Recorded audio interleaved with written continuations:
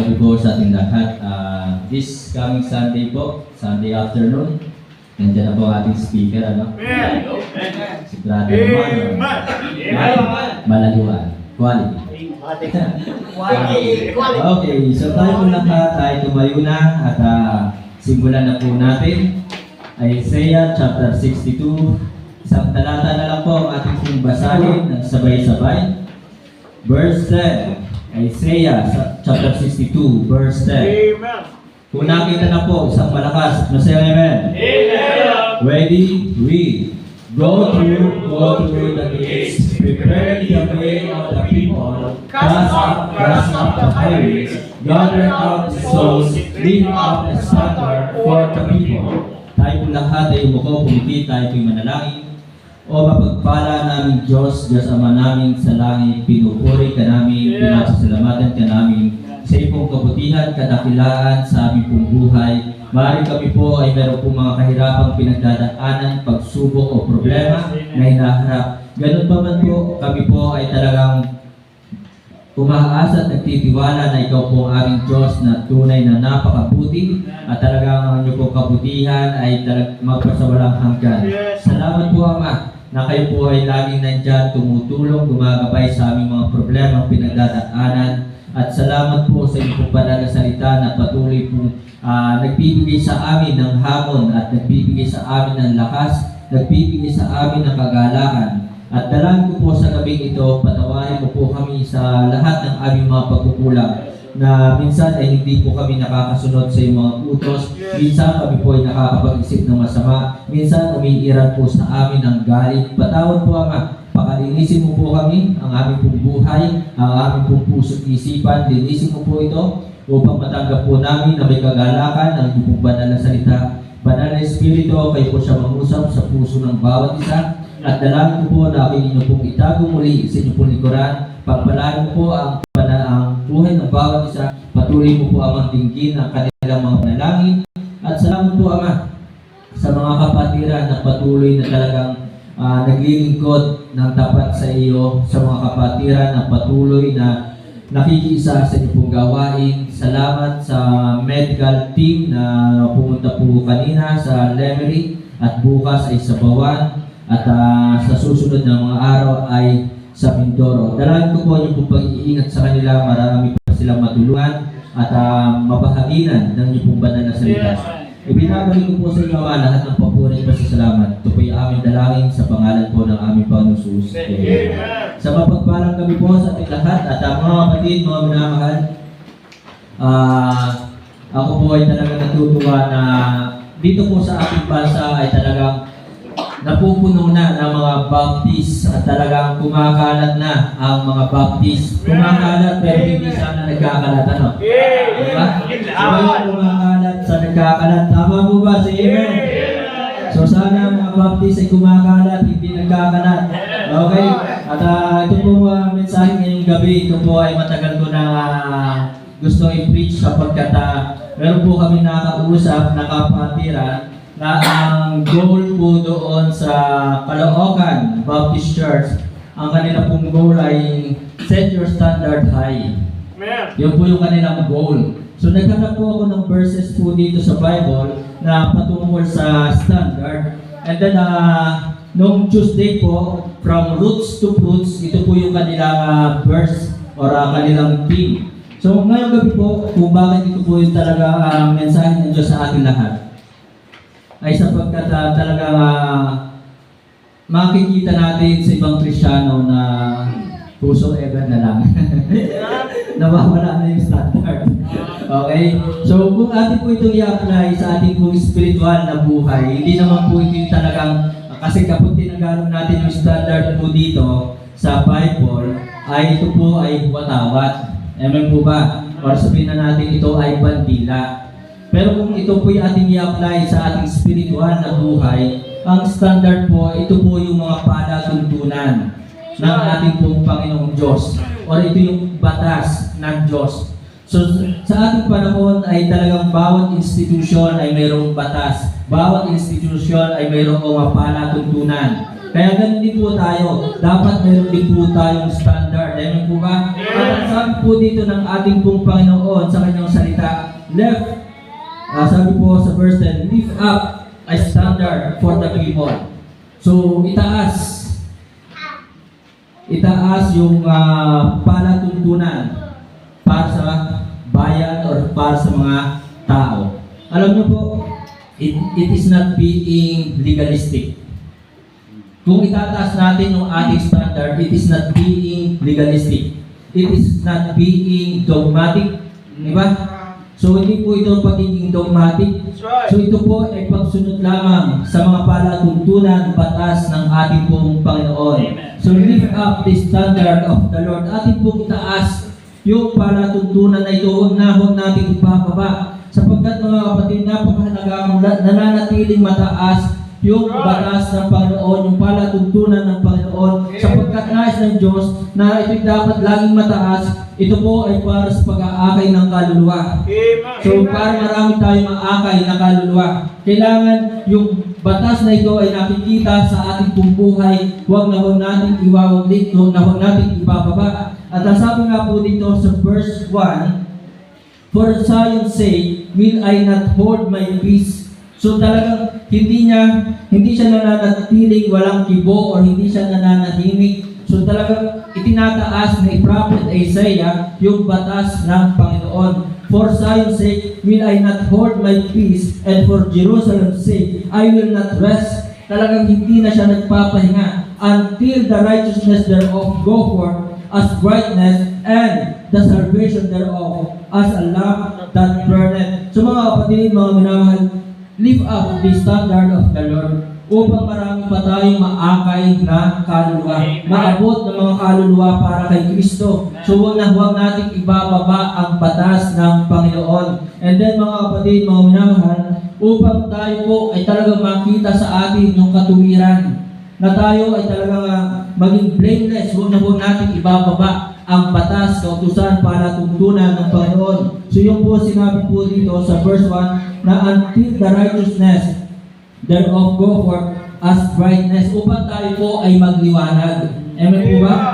Magliwanag yung buhay natin, na talagang makikita sa atin ang mga palatuntunan. And then verse 2, yun din po sinabi po dito sa verse 2, and the Gentiles shall see thy righteousness, at makikita ng mga bansa ang iyong katuwiran. Kaya huwag nating ibababa ang palatuntunan, batas ng Diyos. Dapat nakikita sa ating buhay na tayo ay sumusunod sa mga batas na ito. Tayo nagpapasako sa mga palatuntunan ng Panginoon, sapagkat sa school, kapag hindi ka nagpasako, ay talagang bababa yung grades. Kapag hindi ka nagpasakop sa trabaho mo, maaari kang matanggal. Meron po ba? So, yung po mga kapatid, kung bakit kailangan lift up the standard of the Lord. And then sabi po dito sa verse 3, thou shalt also be a crown of glory in the hand of the Lord, and a royal diadem in the hand of thy God. So, kung tayo po ay patuloy na sumusunod sa batas na ito para tutunan ng Panginoon, tayo balang araw ay bibigyan ng putong ng korona. Amen po ba? Na tayo ay talagang pararangalan ng ating Panginoon. Lift up the standard of the Lord. And then verse 4, ano pa sabi po dito sa verse 4? Na thou shalt no more be termed forsaken, neither shall thy land anymore be termed desolate, but thou shalt be called Hephzibah, and thy hand Beulah, for the Lord delighted in thee, and thy land shall be merry. So mga kapatid, mga minamahal, kapag patuloy natin itinataas ang palatuntunan na ito, sinusunod ang palatuntunan ng Diyos, hindi tayo kailanman pababayaan. Amen po ba? Hindi tayo kailanman magigiba, hindi tayo kailanman masisira sa ating kapwa, sa ating Diyos. And then, kapag tinataas natin yung palatuntunan na ito, asap po dito sa verse 4, the Lord delighted in thee. So ang Diyos ay matutuwa. Kaya talaga ang Panginoon ay natutuwa sa mga anak na masunurin. Amen po ba? So huwag po natin babaguhin yung standard ng Panginoon. Kasi yung iba, binabago nila ang standard ng Panginoon. So huwag po natin itong babaguhin. And then verse 5, inulit po ulit dito, sabi po dito, so shall thy God rejoice over thee. So mga kapatid, kung gusto nating matuwa, kalugdan tayo ng Panginoon, patuloy nating sundin, itaas ang kanyang palatuntunan, lift up the standard of the Lord. Amen po ba? So lift up. So matutuwa sa iyo, at kapag natuwa sa iyong Panginoon ay grabe. Talagang sobra. Talagang quality. Yeah. Quality, pasok. Di ba? So mga kapatid, and then tinapon nyo pa, verse 6, ano pa sabi po dito? Sabi po ng verse 6, I have set watchmen upon thy walls, O Jerusalem, which shall never hold their peace, day nor night. Yet that make mentions of the Lord, keep not silence. So mga kapatid, mga minamahal, na talagang kailangan natin itinataas, huwag ibababa. Huwag tayong manatiling tahimik, huwag tayong magsawalang kibo, huwag tayong magtulog-tulugan. Ito po yung nais ng Diyos na lift up the standard, ipabuhay ang kanyang mga utos, ang kanyang palatuntunan. So yun po, nakatulad po ng ating pong Panginoon Jesus, nung siya po ay nandito sa lupa, ay talagang sinunod niya kung ano ang mga palatuntunan ng Diyos. Amen po ba? So tayo po, and then verse 8, ano pa po sabi dito? Ito pa maganda. The Lord hath sworn by His right hand, and by the arm of His strength. Surely, I will no more give thy corn to be meat. Alam niyo po, so kung itatranslate natin ito, i-apply natin sa spiritual na buhay, yung corn na tinutukoy po dito, yung blessings. So lift up the standard of the Lord. Yung blessings na para sa iyo, kung ikaw ay sumusunod sa mga utos ng Panginoon, hindi mapupunta sa iba. Yung po sabi po dito, I will no more give thy corn to be meat for thy enemies. So bakit hindi pinagpapala ang maraming tao? Sapagkat hindi nila itinataas yung utos palatuntunan ng Panginoon na yung blessings na dapat para sa atin napupunta sa iba. So yun po yung sinasabi po dito na talagang I will no more give thy corn to be meat for thy enemies, and the sons of thy stranger shall not drink thy wine, for the which thou hast labored. So mag-labor po tayo, itaas natin ang palatuntunan ng Panginoon. Huwag na huwag natin itong hindi susundin. Lift up the standard of the Lord. So first point mga kapatid, mga minamahal, verse 1, talaga sabi po dito ni Prophet Isaiah, si Prophet Isaiah po sumulat nito, na makikita natin, meron po nabasa na talagang nangyari kay Prophet Isaiah, matindi ang persecution po noon, na talagang ang kanya pong kamatayan, siya po ay nilagari ng buhay. Okay lang sanang lagarin kung patay na, ano? Pero yung ikaw ay nilalagari ng buhay na nakataas ang dalawang paa, tapos mayroong dalawang tao sa harap mo, sa likod mo, may hawak na lagari. So ganun po ang ginawa kay Prophet Isaiah. So for Zion's sake, will I not hold my peace. So mga kapatid, mga minamahal, don't ever doubt the standard of the Lord. Huwag na huwag natin itong pagdududahan. So talagang kung ito yung utos, magsundin po natin ito. Huwag na huwag natin pagdududahan. Maaaring yung mga utos ng tao, pagdudahan pa natin eh. Tanungin natin, bakit ba ito yung pinag-utos? Diba? Ano ba yung purpose? Bakit ito iniutos sa akin? Pero kung utos ito ng Panginoon, huwag mong pagdudahan. Gawin mo na lang. Katulad po ni Prophet Isaiah na talagang, for Zion's sake, will I not hold my peace. So hindi siya nagduda, sinunod po niya, itinas niya ang utos para tuntunan ng Panginoon. Amen po ba? So mga kapatid, katulad din po ni Solomon, na talagang sila po ay kanilang itinaas ang palatuntunan, like ni David and of early believers, they trust wholeheartedly. Sila po ay nagtiwala ng buong puso sa mga palatuntunan na ito ng ating pong Panginoong Diyos. And then, sabi nga po ng Proverbs 16:20, tingnan niyo po. Napakaganda na ho natin itong pagdudahan. Proverbs 16:20. Ano po sabi po dito? Sabi po dito, he that handleth a mother wisely shall find good. So, paghawakan po natin yung palatuntunan na ito, ang batas o kautusan ng Diyos, sapagkat tayo po'y makakasumpong ng mabuti. And whoso trusted in the Lord, ang magtitiwala sa Panginoon, sa utos, sa salita ng Panginoon, sa palatuntunan ng Panginoon, happy is he. Amen. Happy is he.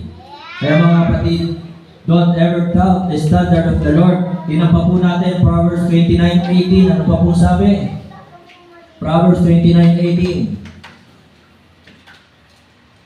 Where there is no vision, the people perish, but he that keepeth the law, happy is he.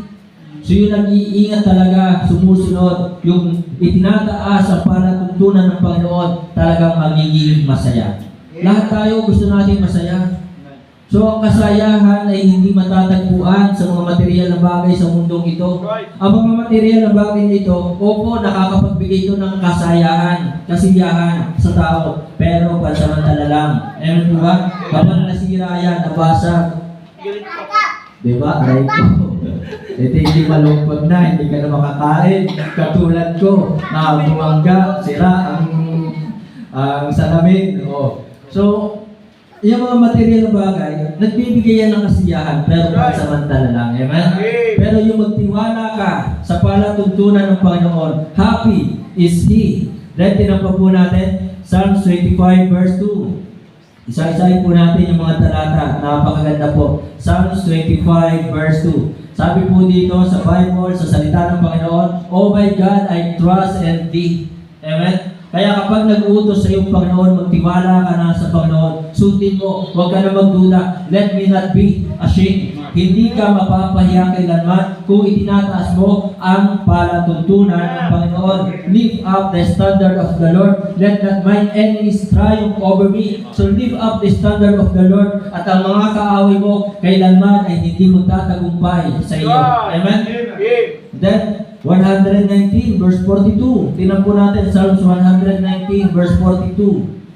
Kaya don't ever doubt the standard of the Lord.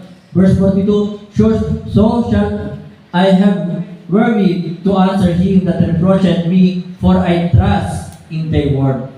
I trust in thy word. So I trust in thy standard. So ako'y nagtitiwala sa iyong salita, sa iyong mga palatuntunan.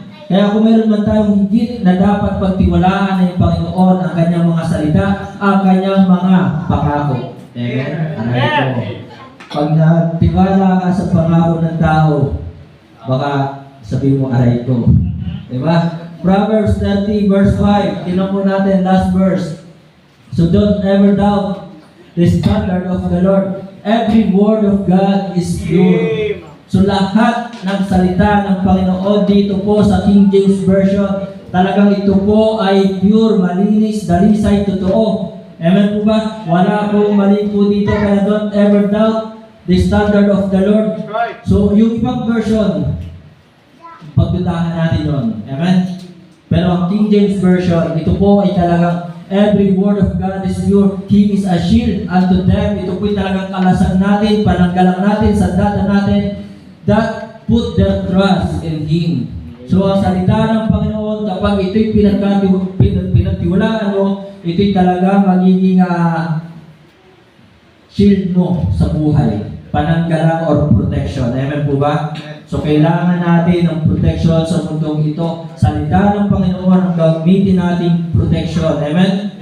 Kaya tayo po sa mga napapakinggan nating mga balita, huwag natin basta yung paniwalaan. Amen? Amen. So, sapagkat, okay, sabihin na natin totoo mga balitang yan. Pero ang tanong, hindi ka ba kayang ligtas ng iyong Panginoon, ng iyong Diyos? Di ba? So, ang Diyos natin makapangyarihan. Kaya talagang, ako'y nagpapasalamat pa rin kahit nabasag ang salamin. Okay? So, yun po. So, next, verse 10. Halatang-halata.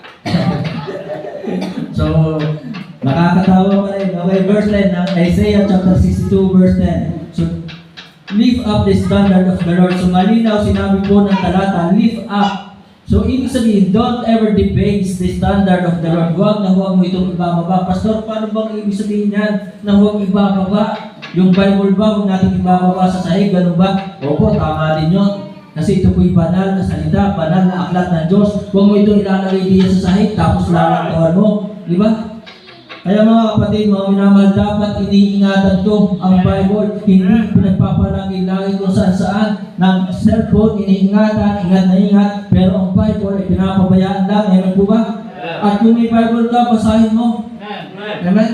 Hindi yung may Bible, hindi man lang nabubuklat. Amen? So mga kapatid, don't ever debase the standard of the Lord. Paano ba minsan ibababa ng mga Kristyano yung panatuntunan batas ng Diyos by not doing exactly? So kung hindi natin talaga itong ginagawa ng properly or exactly, so naibababa natin ang mga palatuntunan ng Panginoon. Para bang yung sinasabi, okay na yan, pwede na yan.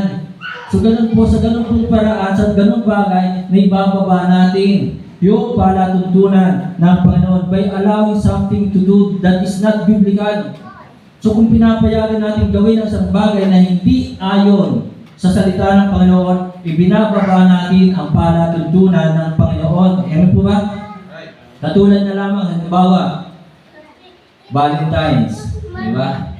Aray ko. So, Valentine's, nasa Bible ba?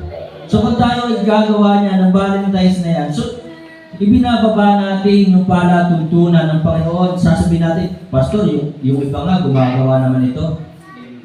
So yung iba gumagawa niyan, pero ang tanong, nasa Bible ba? Di ba? So ibig sabihin, kung ginawa natin yan, we are lowering the standard of the Lord. Ibinababa natin. So paano pa natin ibinababa yung palatuntunan ng Panginoon? By not dressing properly. Kung hindi tayo nagdadamit ng maayos, ibinababa natin ang palatuntunan ng Panginoon. So 1 Timothy chapter 2 verse 9. Tingnan po natin. 1 Timothy chapter 2 verse 9. As a Christian, as a follower of the Lord Jesus Christ, in like manner also that women adorn themselves in modest apparel. So modest apparel. So kung tayo po talaga hindi tayo dadamit ng maayos kapag tayo sumasamba, sasabihin natin na, Pastor, si kapatid nga, ganun din naman eh. Di ba? So, ibinababa natin yung palatuntunan ng Panginoon. Amen po ba? So, huwag natin ibababa ang palatuntunan. At sabi pa dito, with shamefacedness and sobriety, not with broidered hair, or gold, or purse, or costly array. So, mga kapatid, mga minamahal, yung mga sabi ko nga po kanina, it is not being legalistic. It is not being dogmatic. So doon lang po tayo sa Bible. Kung sinabi sa inyo na, kapatid, sobra naman yung buhok mo eh. Wala na nga, Pastor. Hindi. Ibig ko sabihin, kung ang buhok mo ay talagang iba't iba yung kulay, gold dito, tapos dito yung orange, dito yung green, ano yan, LGBT. So, yung sinabi sa Bible eh, and like manner also that women adorn themselves in modest apparel with shamefacedness and sobriety, not with broidered hair. Dapat tanggapin natin, yan ang buhok mo, yan ang buhok mo. Amen. Di ba? Kulot yan, huwag mo na ipaunat. Di ba? Huwag mo na yung iparibad. So, okay, kung may pera kayo eh. Pero it is not being legalistic. So contentment po yung tawag po doon. Kontento tayo sa mga bagay na ibinigay sa atin ng Panginoon. Ayun mga iba, unat na, ipapakulot pa. Di ba? Oh. Okay ka lang dyan, Brother Jason? So, kaya magaling pa yung wala. Walang gastos ano. So mga kapatid, mga minamahal, talagang nice po ng Diyos sa atin. Huwag po natin ibaba yung kanyang palatuntunan. Huwag natin babaguhin. Sasabihin natin, yung iba nga. Di ba? Si kapatid niya, mayroong tattoo. Ay, di ako magpapatattoo din. So, kung ganun po yung ating attitude, ibinababa natin ang standard ng Panginoon. Should we say it's okay not to go to church to worship? Kung sasabihin natin na okay lang hindi manambakan just because we are praying at home, just because reading the Bible at home, so, ibinababa natin yung standard ng Panginoon. May mga Kristyano ganyan na sasabi, Pastor, hindi na ako sisimba. Nagbabasa naman ako ng Bible sa bahay. Hindi na ako sisimba. Nagpre-pray naman ako sa bahay. So, kung ganyan yung ating attitude, ibinababa po natin ang standard ng Panginoon. Amen po ba? Should we say it is okay to attend in every denomination? Okay lang ba na talagang umatin sa iba't ibang mga denomination? So kung ganyan yung ating attitude, ibinababa po natin yung standard ng Panginoon. Amen? Isa lamang po yung church na talagang itinatag ng Panginoon, I will build my church. Di ba? Hindi naman sinabi ng Panginoon na I will build many churches. No? Kundi sabi ng Panginoon, I will build my church. So it is not okay to attend in other denominations teaching other doctrines. Ayan po ba? So hindi po tama yun. So kung gano'n ang ating ginagawa, ibinababa natin ang standard ng Panginoon. Should we say it's okay to drink wine occasionally? Sasabihin ba natin na talagang okay lang namang uminom ng alak? Occasionally lang namang pastor? Diba? So kung gano'n yung ating attitude, ibinababa po natin yung standard ng Panginoon. It's okay to gamble? Okay lang bang magsugal? Pastor, nananalo ako. Sayang din pang tithes. Diba? Pang-offering pastor. Ay, kung ganun yung sasabihin sa'yo ng member, papayagan mo ba? So kung ganun po, pumayag ka, ibig sabihin, binababa mo na yung standard ng Panginoon. Amen? So yun po, then should we say it's okay to dance? Sasabihin pa natin na okay lamang magsayaw? Kung pinapayagan natin yung mga sayaw na yan, mga beauty pageant, di ba? Alam naman natin kapag beauty pageant. So kung ikaw ay Christian, hindi tayo dapat sumasali sa ganyan ng mga beauty pageant. Amen po ba? O, pamaya, relax ka lang dyan. O ito, para sa atin. O, sa mga kalalakihan, should we say it's okay to join in gay contest? Okay lamang ba na tayo sumali sa mga gay contest na yan? Okay lang ba na tayo magsuot ng mga dress ng mga babae? Di ba? Pastor, katuwaan lang naman to. Di ba? Minsan lang naman to. So kung ganyan yung ating attitude, ibinababa natin yung palatuntunan ng Panginoon. So mga kapatid, mga minamahal, don't ever debase the standard of the Lord. Marami pa. Kung ating po titinan yung ating mga sarili, sometimes we debase or we lowering the standard of the Lord. Ibinababa natin eh. Di ba? Kaya mga kapatid, mga minamahal, mag-ingat po tayo.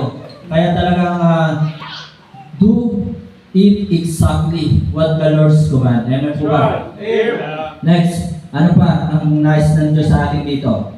Verse 3 to 5 ng Isaiah chapter 62, verse 3 to 5. Thou shalt also be a crown of glory in the hand of the Lord, and a royal diadem in the hand of thy God. For thou shalt no more be turned forsaken, neither shall thy hand any more be turned desolate, but thou shalt be called Hephzibah, and thy land Beulah. For the Lord delighted in thee, and thy land shall be married 5. For as a young man marrieth a virgin, so shall thy sons marry thee. And as the bridegroom rejoiceth over the bride, so shall thy God rejoice over thee. So lift up the standard of the Lord. Don't ever despise the standard of the Lord.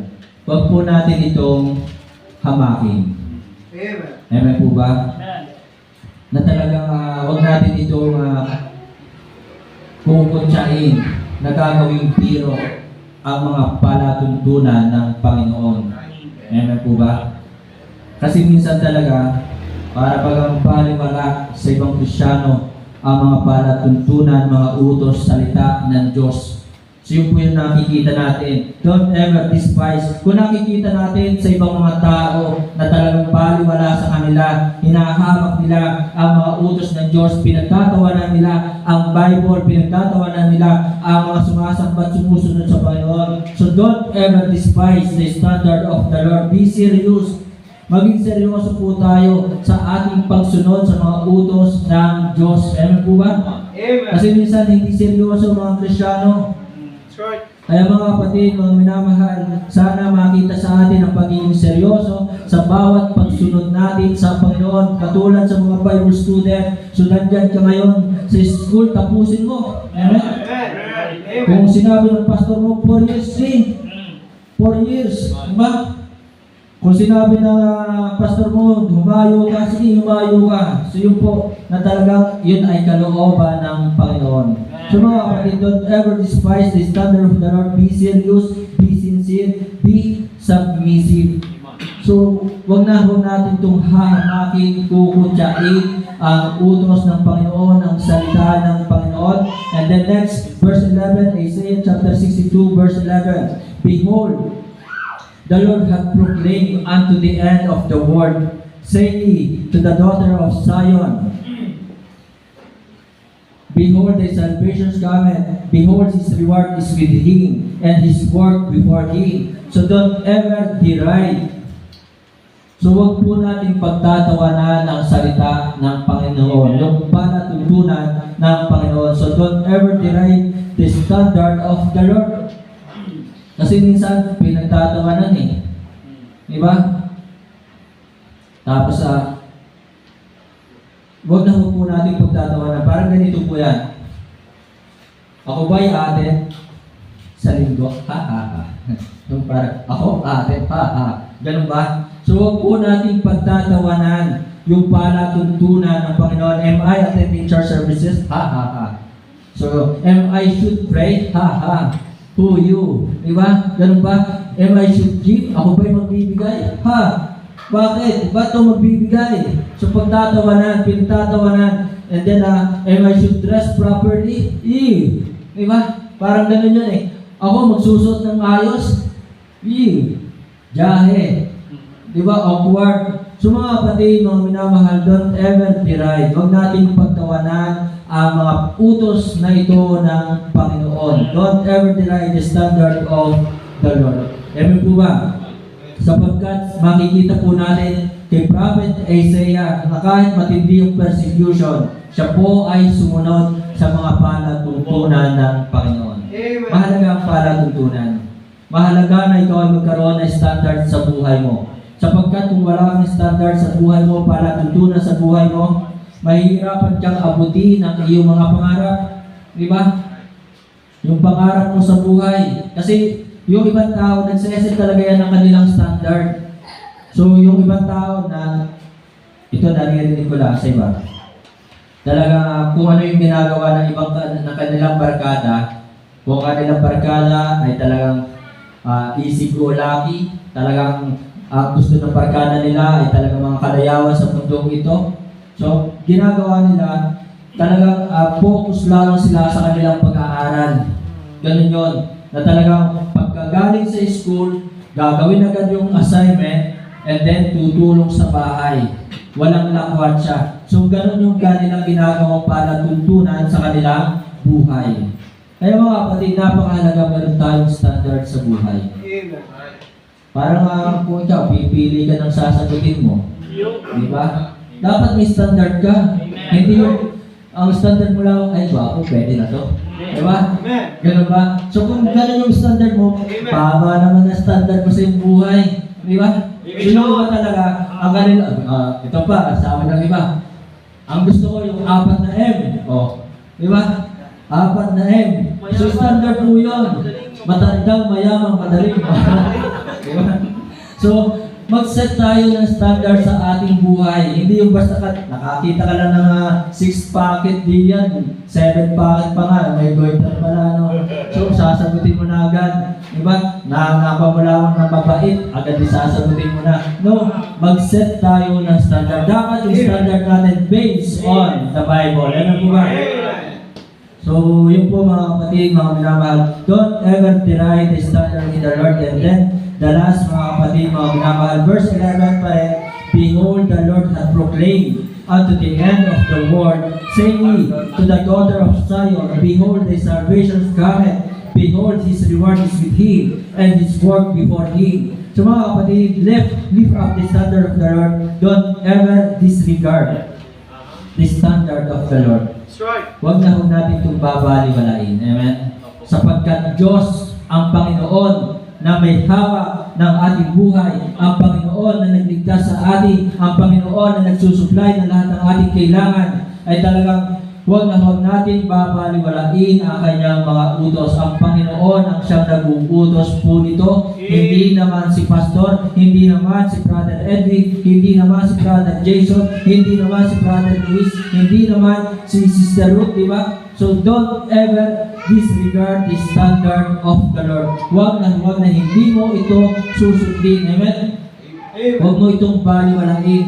Kaya kung ano ang mga utos dito, ang sabi po dito, kapag ito ay talagang sinunod mo, ang sabi po dito, there is a reward. Yun po sinabi po dito sa verse 11. Nakita niyo ba? His reward is with him. Kaya lift up the standard of the Lord. There is a reward. Amen? There is not only a reward, but also there is rejoicing. Masaya talaga kapag sumusunod sa palatuntunan ng Panginoon. Amen? Kayo ba ay talagang mayroong kagalakan sa palatuntunan ng Panginoon? Ano sabi ni King David? I delight to do thy will, oh my God. Yet thy law is within my heart. So, masaya talaga sumusunod sa mga palatuntunan ng Panginoon. At hindi lang po yun, there is a reward, there is rejoicing, there is no regrets. Walang pagsisisihan kapag ikaw ay sumunod sa Panginoon. Napanggaman ako sa puno, bumanggaman ako sa puno, hindi ako nagsisisi. Ako'y sumunod sa Panginoon. Binata pa rin hanggang ngayon, hindi ako nagsisisi. Ako'y sumunod sa Panginoon. Amen? So mga kapatid, mga minamahal, there is no regrets. Kapag sumunod sa mga palatuntunan ng Panginoon, nauubos ng buhok, hindi ako nagsisisi. Diba? Maganda nga yung pipig sa shampoo. Diba? So mga kapatid, mga minamahal, there is no regrets. Wala kang pagsisisihan kapag ikaw ay sumunod sa Panginoon. Amen? So, kanina, wala man akong cash sa aking pulsa, hindi ako nagsisisi. Diba? So there is no regrets. Kapag talagang itinaas mo, lift up the standard of the Lord, sumunod ka sa mga utos ng Panginoon, there is no regrets. Amen? So mga kapatid, mga minamahal, muli aking ulitin, lifting up sa pagtatapos, lifting up the standard of the Lord, keeping God's commandments, are not being legalistic, it is not being dogmatic, but honoring our God, our Lord Jesus Christ.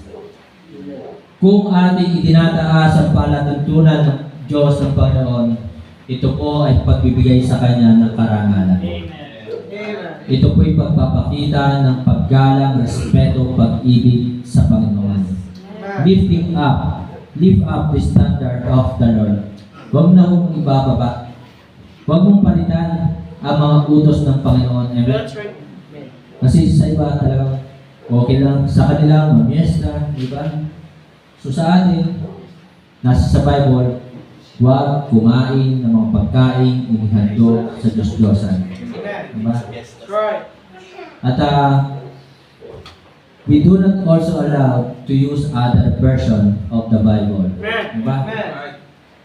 Kasi kung tayo gagamit talaga ng ibang version, sinabi ko talaga sa Bible, they do also other scriptures for their own distractions. Kaya mga kapatid, mga minamahal, lift up the standard of the Lord. Tinuturo ng iba na talagang no tithes, diba? So, nasa sa Bible po ang pagbibigay ng tithes. Amen? So, huwag natin ibababa. To God be the glory, tayo po ay tumayo. Tayo po ay manalangin. Ama namin Diyos sa langit, muli salamat po sa bawat sandali na kami po inyong iningatan, sinamahan, pinagpala. Salamat sa inyong pong presensya ngayong gabi. Salamat po, Banal na Espiritu, sa pangungusap po sa bawat isa. Nawa po, Panginoon, patuloy namin sundin ang iyong kalooban, ang iyong mga palatuntunan. Sapagkat tunay na mayroon pong kagalakan kung ito po'y patuloy namin i-apply sa aming buhay. Katulad po ng Prophet Isaiah, na kanya pong sinunod ang iyong palatuntunan hanggang sa kanyang kamatayan. Nawa ito po'y makita din po sa amin na talagang sundin namin ang ipalatuntunan at minsan lamang po dadaan ang aming buhay sa mundo ito. Kaya sana huwag na po namin sayangin pa ang bawat oras, bawat pagkakataon ay binibigay mo po sa amin. Gamitin ang buhay, lakas na pinahiram mo po sa amin para sa iyong kalwalhatian. Salamat po, Ama, sa mga pagpapala at panalangin na patuloy mo pong sinunod sa amin. Dalangin ko po na patuloy mo pong i-bless ang buhay ng bawat isa. At wala po ang ibang hinahangad at ang aking kagalakan ay makita sila na lumalago at makita sila na talagang pinagpapalaan po. Ito po ang aking dalangin na may pasasalamat sa pangalan po ng aming Panginoon Jesus. Amen.